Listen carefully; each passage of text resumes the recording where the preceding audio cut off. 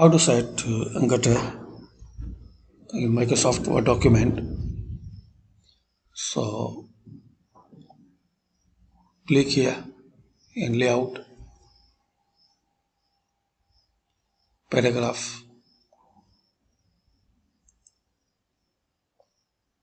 size and more paper size,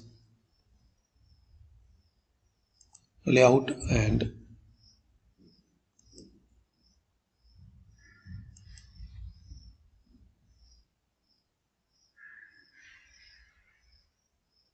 select the margin, multiple pages, select here book fold. Now you have the option gutter, like you need 0.6 centimeter, then click on OK.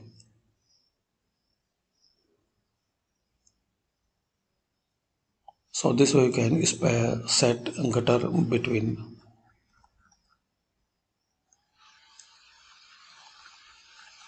Word template. Thanks for watching.